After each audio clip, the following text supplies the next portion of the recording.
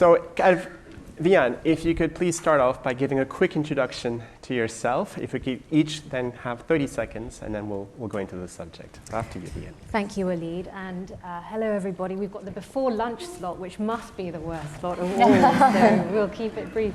My name's Dr. Vian Sharif, and I have two roles. One is I'm the founder of NatureAlpha, which is a biodiversity and natural capital metrics provider.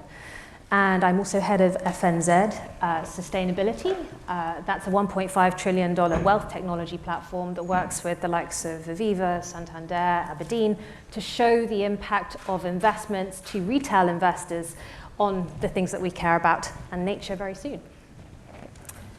Hi everyone, my name is Emily McKenzie. I'm the Technical Director in the Secretariat that supports the Task Force on Nature-Related Financial Disclosures, the TNFD, which has already been mentioned a few times.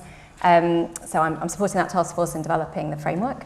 Previous to that, I worked in the UK Treasury supporting Professor Dasgupta on the Dasgupta Review on the Economics of Biodiversity, which is sort of the biodiversity equivalent of the Stern Review, and there are a couple of other members of the team here today. Hi everyone, Sonali Siriwardena. I'm the Global Head of ESG at Simmons & Simmons. If you don't know us, we are an international law firm based in London, and so we see biodiversity, if not other topics of ESG, straddling kind of the full ecosystem in terms of both clients, private capital being invested in this space, but also from a policy perspective, regulators, industry groups, how they're trying to kind of maintain the momentum, and look forward to unpack those topics further on in the conversation. Thank you. Excellent. Danielle Mulder at the BBC, Sustainability Director. Hopefully most of you know the BBC. I believe we are the world's biggest public broadcaster, but we also have a very successful commercial part to our business as well, so we're quite an interesting beast in lots of ways. Challenging, but interesting as well, because we are a public service broadcaster, but also we have a commercial side to our business as well with BBC Studios.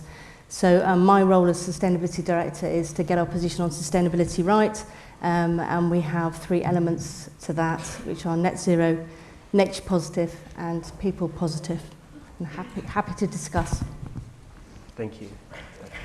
Hi, I'm Dr. Stephanie Hime, and I run a sustainability consultancy called Little Blue Research. We help companies measure and value their impacts and dependency on nature and people. And some of my other roles include being on the British Standards Institute panel for valuing natural capital, so looking at natural capital accounting. I'm also part of the Capitals Coalition Technical Advisory Board, so thank you for inviting me. Pleasure. Well, Stephanie, I'll start with you. Okay. Could you perhaps give our audience an understanding of all the different types of frameworks there is? And I mean, it must be scary in some ways if you're a corporate and you want to start on this path. How do you navigate through all these frameworks? It's a brilliant question, and I will say it's scary as a consultant if you also want to advise corporates navigating these different frameworks. There are a number of different frameworks that have been developed over the last couple of years, but what I see mainly as the takeaway point here is that the momentum behind development is increasing, and the number of those frameworks is increasing greatly, as well as some of the alignment. So the big thing to note are the commitments on the Global Biodiversity Framework, but also the Test Beta Framework for TNFD and the Science-Based Targets for Nature. These three seem to encompass or overarch many of the others, and many of the others input or link with these different frameworks together. So while I think it's intimidating that the momentum has happened, that there's a huge amount of change, there is also this overarching alignment that's starting to take place. So I would say that corporates should take comfort from that. Excellent, thank you. Emily, so as you said, the TNFD has been mentioned quite a bit throughout this conference. It would be great if you could give us an introduction to the TNFD, but also talk to us about what it's about, some of its challenges, and what are the opportunities do you foresee?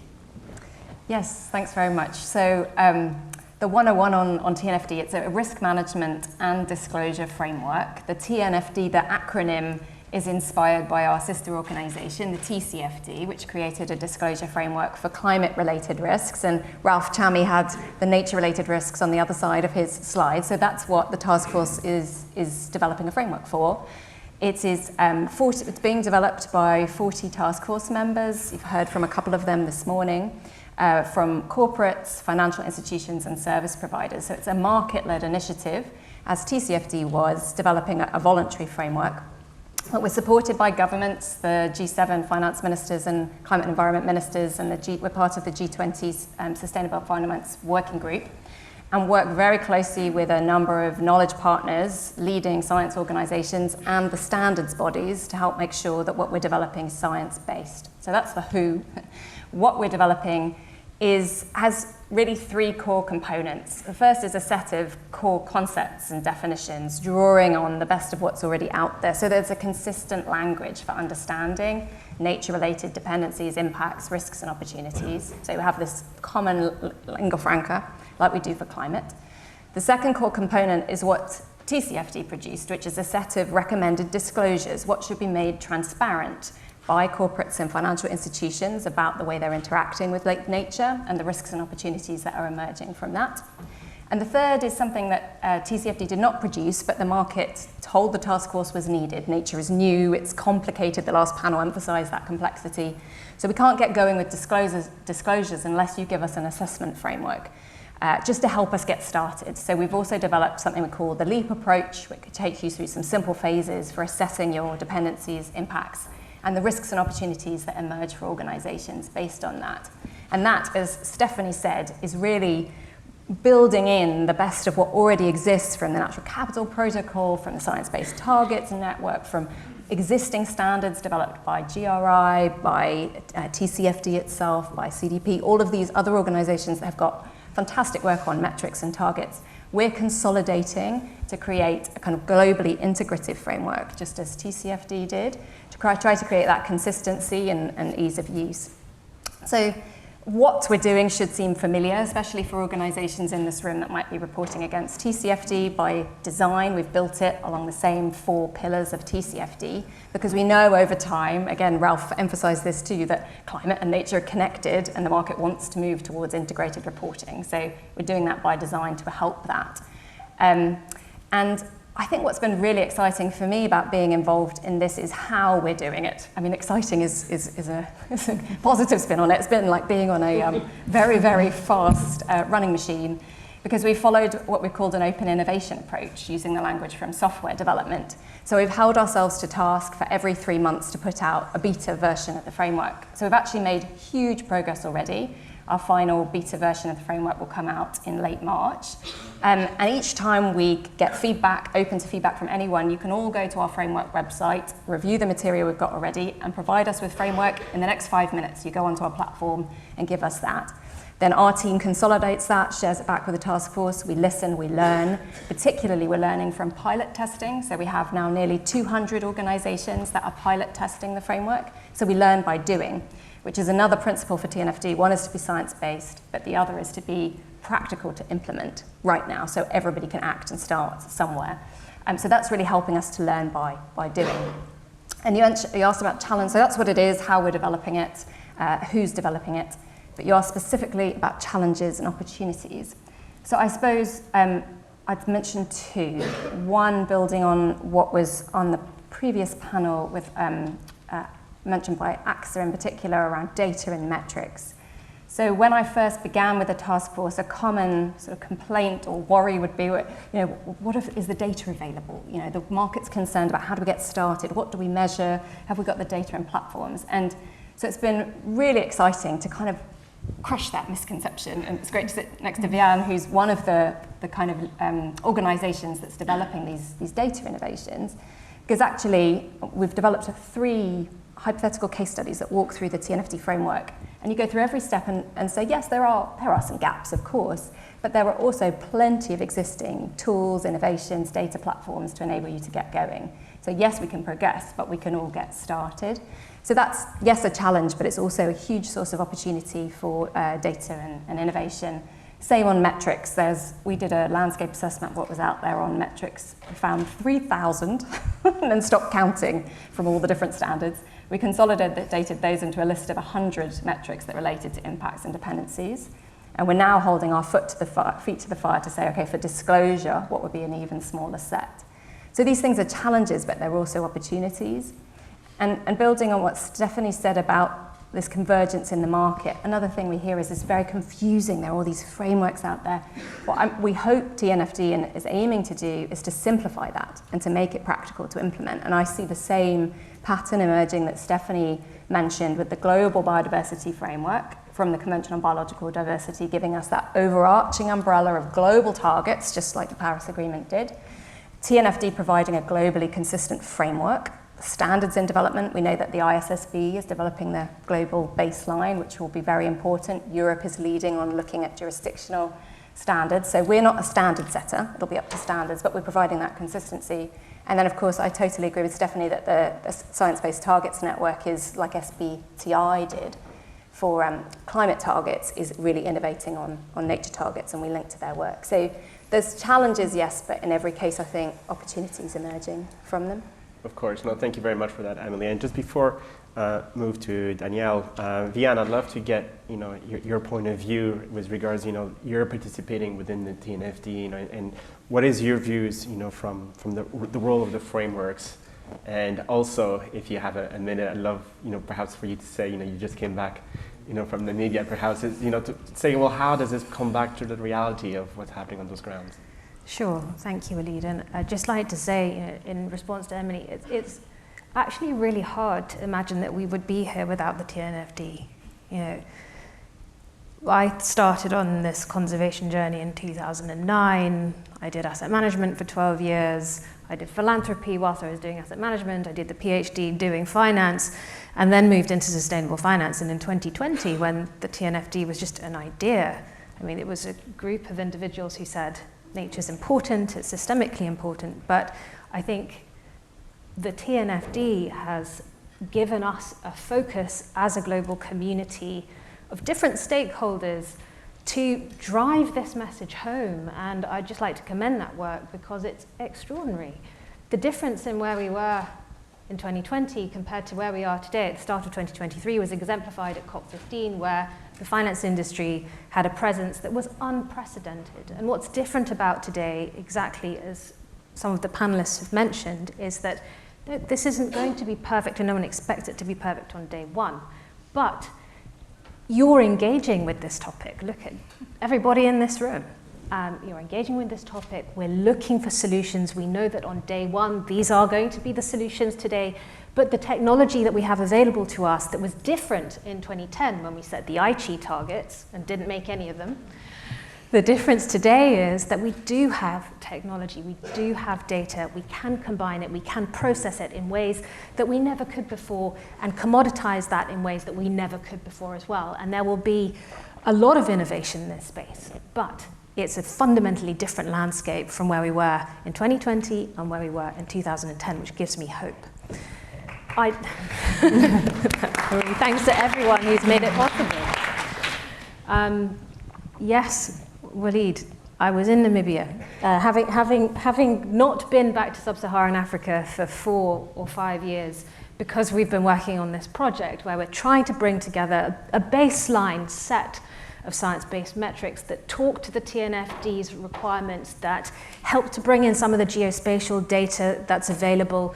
We've developed a really wonderful collaboration with IBAT, the Integrated Biodiversity Assessment Tool, to help investors understand the proximity of directly owned operations by companies to these areas. It's just been a phenomenal journey, but I haven't been back to Africa for a really long time. Anyway, so finally I got to Namibia, to Windhoek, went right down 5 hours south of Windhoek into the landscape there, and really realized what this is all about, and reconnected with nature in a way that I really hadn't done before.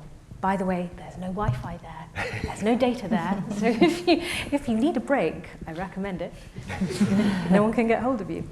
But what was interesting was on the flight back from Swakopmund to Windhoek, I flew over the world's largest uranium mine. You know, very interesting. This is a Chinese-owned mine. It's currently 1/10 of the size that it's going to be developed in the future. Maybe that will lead to processing taking place in the country as well. And it just made me think, you know, isn't it interesting that now, you know, some of my colleagues, Space Intelligence and others, Rebalance, we can now monitor what's happening using geospatial information, satellite, Earth observation data, to see what's really happening in many different dimensions, the 4 dimensions of the TNFD, whether that be climate, soil, water, etc., biodiversity. We can now actually watch what's happening, and the engagement that is now mainstreaming nature into your investment decision making, so leaders like Federated Hermes, AXA, BNP, etc., you're going to be asking these companies, based on what you can see, what they're doing about it. That is so powerful. Thank you, Vian. Danielle, the BBC is on a journey to embrace the TNFD. Could you perhaps talk to us about that journey from first-hand experience, please? Yeah, no problem. We've got net zero, and we're very much wedded to TCFD. Sorry, it's spaghetti soup, isn't it? That's what we call it at work, and the acronyms that are attached to it. So we've decided to adopt TNFD because we've adopted successfully TCFD. So we're in our 3rd year of TCFD. And we decided, I think we're the first media company to adopt the pilot for TNFD. So we thought, okay, so let's see how this system works in tandem with TCFD. And because it's structured in the same way, hopefully, in terms of governance, risk management, strategy, targets and metrics, it's been pretty useful actually to go through that process. So first step is to understand your interface with nature. And it may not surprise people that in terms of our biodiversity impact or footprint at the BBC, it's not actually that significant. Our impact actually sits in what we call our brain print, because of what we do as an organisation and our programming. And I'll come on to that if that's okay, because it's quite interesting stuff. So we've been working with Oxford University to calculate the biodiversity footprint, because we've got to all of us need to take responsibility for the impact that we have. And we used LCA to do that, life cycle assessment. And we found that was kind of a useful system, if you like, because it actually uses the same data sets that we've been using for net zero. And it's even the same emissions factor library actually that we've deployed. And by doing that, we're getting to a position where it's coming into sight what our biodiversity impact is. Let's quantify it and let's perhaps convert it into a metric such as species loss or species.years, as we've called it. Once we've got sight of it, we can say, okay, great. So what are we going to do about it? Now we've got sight of a heat map, if you like, deforestation risk, the food that we have in our catering, as well as the big problem is obviously in our end user devices that we all use and we're all addicted to, and TV. So it's how we transmit that media and how it gets to you and those end user devices, and the proliferation of those, that has the biggest impact. So we can quantify it, and then we can say what we're going to do about it. It starts to come into sight, the mitigating actions against it, which can take us so far. And then we can get to the delta point. So what about all this that we can't actually mitigate right now? So we're looking at biodiversity credit systems that we can equate that to get us to a nature neutral position. So let's take responsibility for it, let's measure it, let's put the mitigating actions against it, and now let's make some investments to actually get us to a nature neutral position. But the big stuff happens in the impact of our programming, and I'm interested to know how many people in this room perhaps work in this sector because of David Attenborough. I know I was very influenced by him, and I am going to plug a new program because I have to. I'm on the stage, and the cameras are rolling. So we've got Wild Isles coming out on the 12th of March. That's actually with Silverback Productions and working in tandem with RSPB and WWF. Really exciting programme, please watch it, 5 series, David Attenborough at his best, talking about the predicament that we face here in the UK in terms of, I think it's one of his biggest regrets he actually talks to, that he hasn't addressed the biodiversity collapse that we've got going on here in the UK. And we're actually actively trying to measure that, by the way. What is the impact? How do you measure David Attenborough? How do you put, well, we had the whale, I love all this stuff, whales, and how do you measure that, put a value on them? And he's so humble, his humility, because he's just such a kind man. If you ask him the question, he says, I've got nothing to do with this, but of course he does. He has a huge part to play in the value that the BBC generates through its voice and influence. So we're doing some maths against it very quickly on wild owls. So we're using regression analysis through surveys. We're also looking at what people search on Google and Wikipedia as a consequence of watching our programming. We've got associated programming with it as well. So you'll see Let It Grow, for example, which is a Radio 2 programme, will be launched in tandem with wild owls. And we've got loads of partner activity because we can't campaign, but working in tandem with WWF, RSPB, we can activate what we call an insightful moment, an inciting content programming moment, and then we can let our partners take that onward journey with our audiences. So hopefully that gives you a bit of a feel for what we're up to here. Very good. Thank you so much, Danielle. Sonali, let's talk about the legal aspect. What are the legal aspects related to the frameworks, and what are some of the cases that we're starting to see popping up around the world that you'd like to comment on, please? Sure. There goes the dampener to the conversation. Walid, I can't help but comment. You mentioned that we are an all-women panel.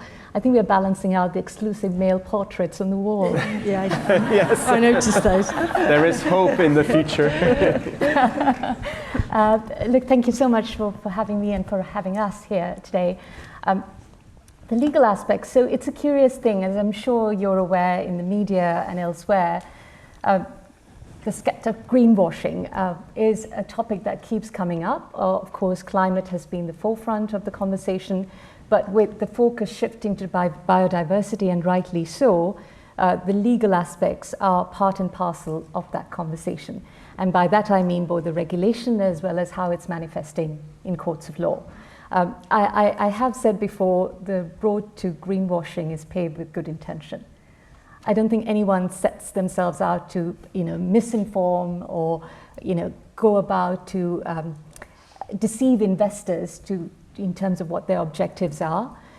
But it's the lack of clarity, the inaccessibility of data sometimes that leads companies to perhaps not articulate what they intend to do and what they have done accurately. And that's where one runs into challenges. And this is in the hands of activists, NGOs, and even shareholders now.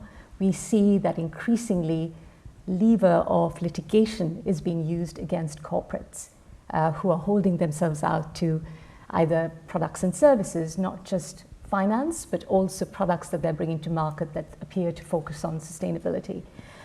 There's the regulation piece, but your question was in terms of litigation, Walid. Yes. Just to give a flavor of how this is playing out in courts of law, let me start with finance, because finance is a key part of the conversation in terms of bridging the gap on investments into biodiversity. We see across the pond in the US, notwithstanding the fact that there's no specific regulation governing ESG and certainly biodiversity, the SEC, the Securities and Exchange Commission in the US, have not held back in terms of enforcing against banks and asset managers.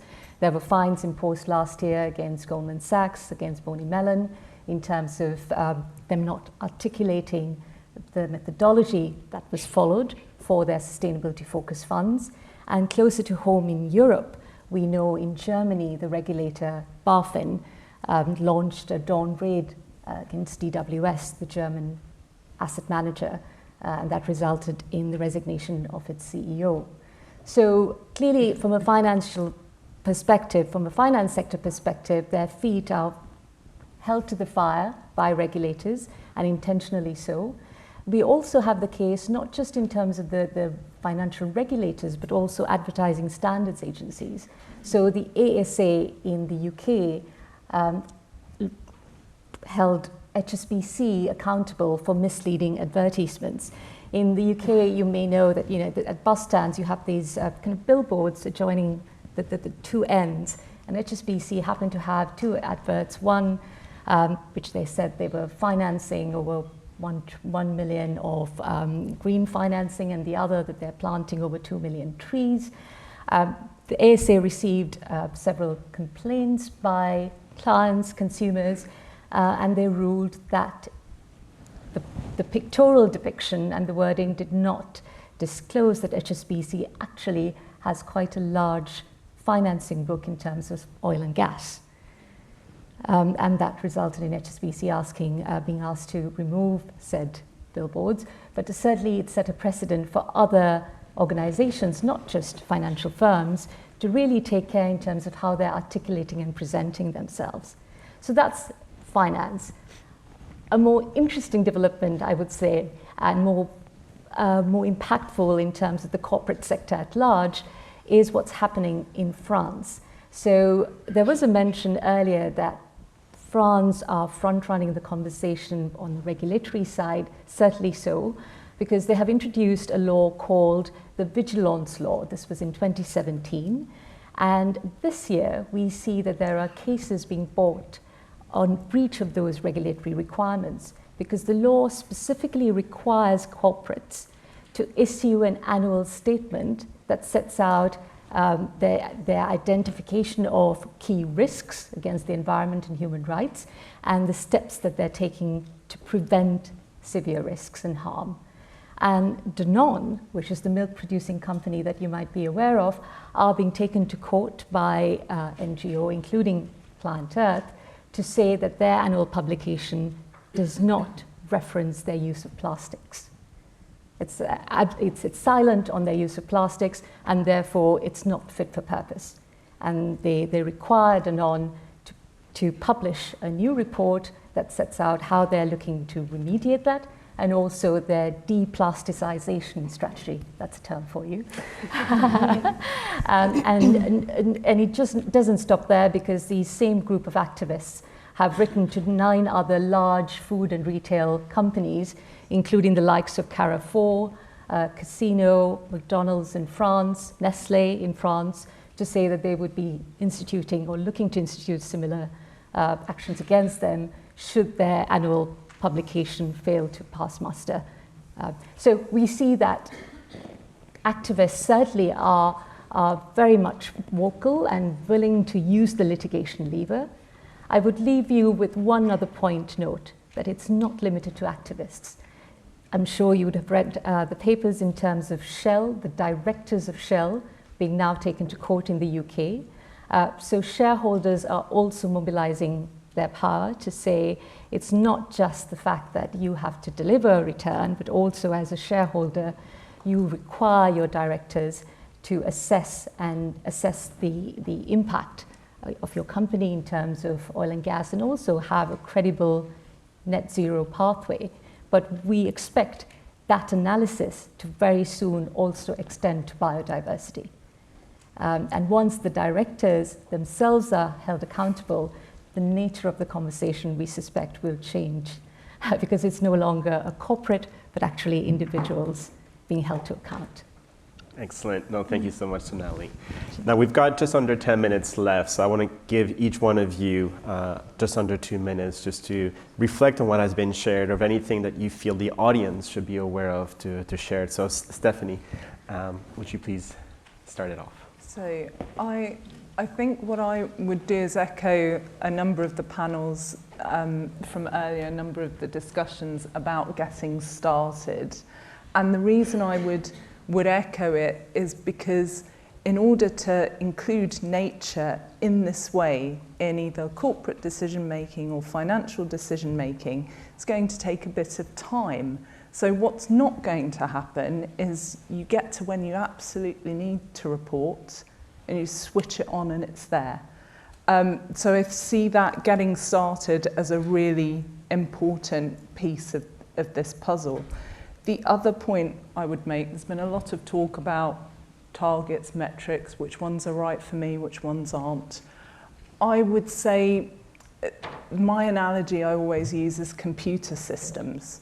You know, you don't have the same computer systems in all of your company. You design the ones that make the most sense for you and how you operate.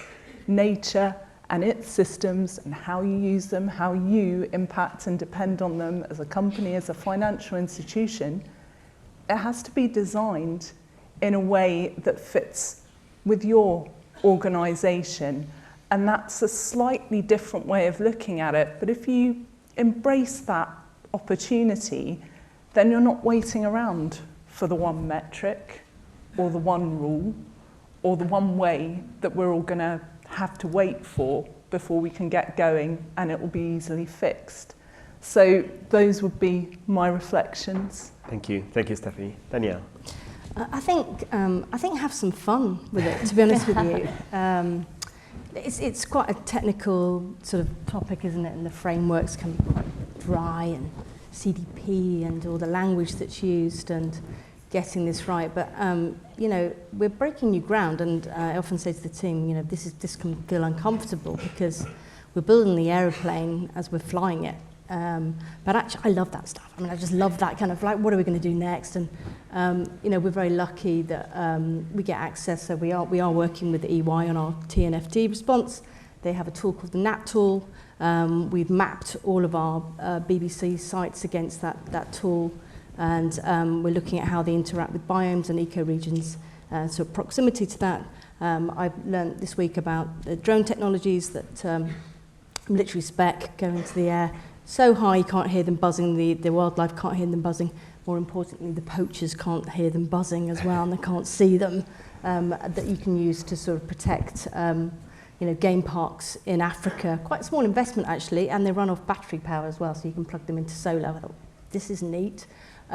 There's all these really cool things that are coming into play in terms of how we're going to be measuring this, how we're going to scale this and get the speed behind it. So yeah, and I think yeah, just enjoy it. Enjoy the people that you meet and have some fun with it, because this is going to be the future, and it's going to be a great future, I think. I think in terms of enjoying, you do have one key advantage with David Attenborough, the piloting your airplane. I've got it, yeah, you're absolutely right. The access that we get, we're very lucky, very privileged to work at the BBC, and you know, but with that comes huge responsibility. Of course. Yeah. Thank you. Sonali. Sure. I mean, on the regulation, having fun is not something I'd recommend.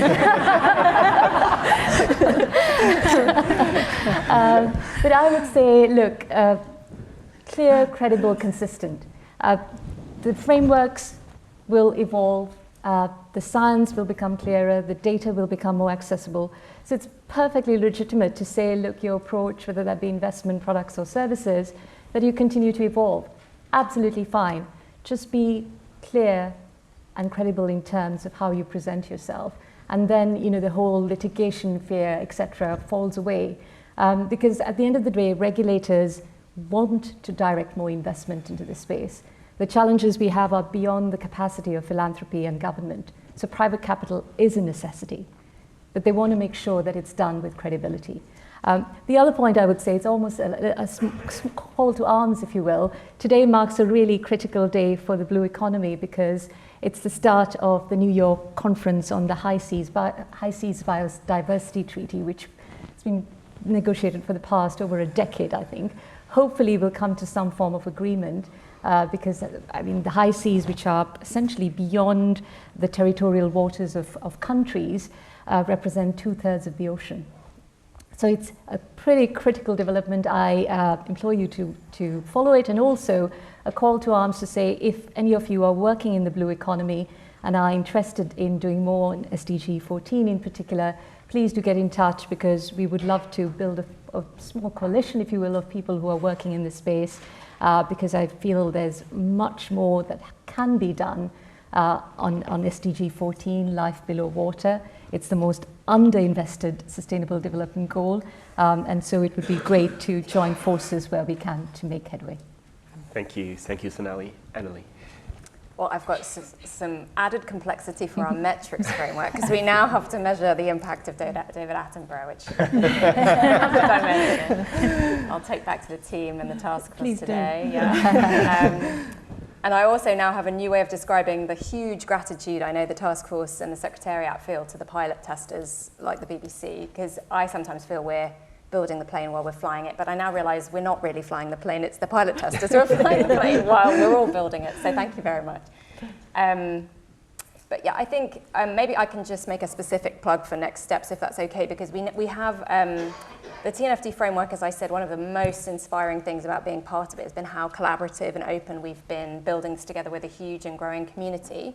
So just, I didn't mention some specific ways that you can get involved. We're publishing the first version in September, with the next beta release in late March. And our deadline for feedback is the 1st of June. So please do provide us with feedback. Please do come and find me if you're also interested to pilot test. It's not too late. You can do a rapid pilot test. And we have what we call the TNFD Forum, which is a growing group of organizations that support the mission of the TNFD. So any organization can join the forum. It's a way of being more closely involved with our work. Or if you're a data provider or particularly interested in the side of data, you can join something we've called the Data Catalyst, which NatureAlpha and others are part of, which enables us to have that really useful dialogue between data providers and the users of these frameworks for data and metrics. So we're trying to stimulate and further innovation to enable more organizations to be able to get rapidly started, because we know that the data and the analysis and the metrics will require some further innovation, but there's lots taking place. So those are some specific ways to get involved and contribute. Thank you, Emily. Vian. Well, first, a really big thank you to everyone for listening into our panel, and Walid for having us and our fellow panelists. 3 very, hopefully simple takeaways to share with you. One is, if it's your first view of thinking about nature, in my view, there is no better place to start than the introduction of that first beta framework, the V1. It sets out the language, it sets out all the different acronyms, it sets out what nature is. It's absolutely brilliant. So have a read of the TNFD's opening introduction to why this is important and what all the different terms mean. The second is, Emily mentioned it, everyone is so collaborative in this sphere. If you want to talk to any of us, whether it be on the data side, whether it be on the TNFD side, legal, what Walid is doing, anyone on these panelists will talk to you, I'm sure. Or you can call me if they don't. Ask them. But do reach out, ask, figure out what it is you want to talk about, and then someone will help. And the final thing is, don't delay. It's happening now. This is all happening now. The policy framework is out there. COP15 was a landmark. The global biodiversity framework is set. There are CEOs sitting around round tables today, whether that be in GFANZ, whether that be around the Sustainable Finance Initiative, who are asking the question of their organizations, how are we going to handle nature? This is live, this is now. So it's the moment to act. Ladies and gentlemen, your panel.